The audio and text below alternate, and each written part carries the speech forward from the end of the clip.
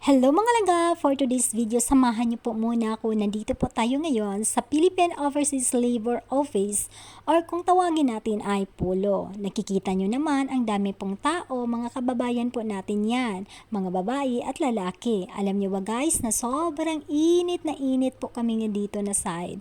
Kahit na umaga pa lang, 7 o'clock ng umaga.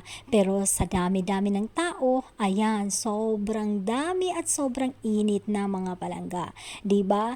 Morning pa lang, pero ang dami na pong nakapila dito, naghihintay po sila.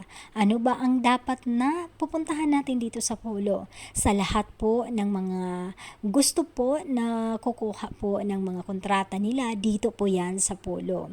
So nakikita ninyo yung lalaki na nagsasalita, isa po siya na magsasabi sa inyo kung kumpleto po ba kayo ng mga papilis ninyo, kung mayroon pa po kayong mga kulang, or kung ano po yung mga requirements na kailangan natin pag kukuha po tayo ng kontrata.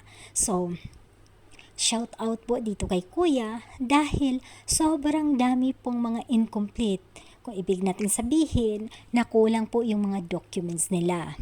Ang payo ko po sa inyo na kung pupunta po kayo dito, kailangan po na kumpleto na kayo kasi sayang po ang pabalik-balik na nandito.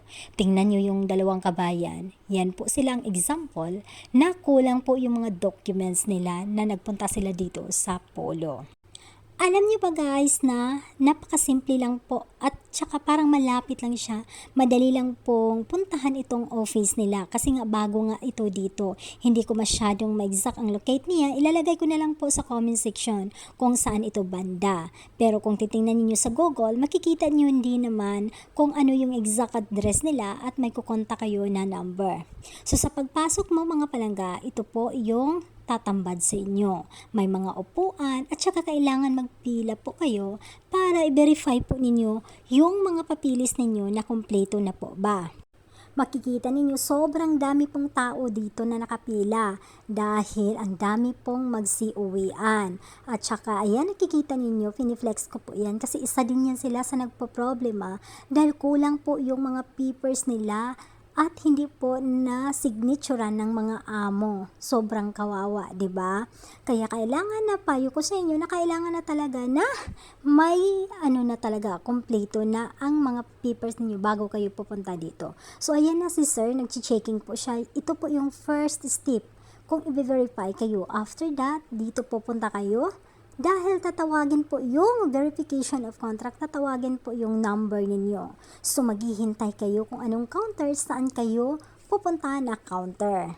At dito banda pagkatapos ng verification, punta kayo sa OWA membership, tatawagin din kayo.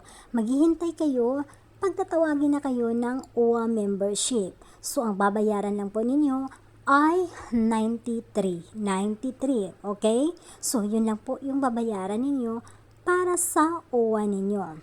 For the verification po is 40 real. Okay? So, yun lang po mga palangga. Ayan, maghihintay lang po kayo ng resibo dahil madali lang po. Basta, ang advice ko sa inyo na kailangan nyo pong kumpletuhin lahat ng mga papers ninyo na hindi po siya paso. So, ayan na natatapos na tayo, o, diba? So, after that mga langga, pwede din po kayong mag-inquire para sa SSS ninyo, sa pag-ibig ninyo. Hindi po pwede magbayad dito, mag-inquire lang po kayo kung ano ang dapat ninyong gawin. So, ayan lang po ang video natin for today. Hope nakatulong!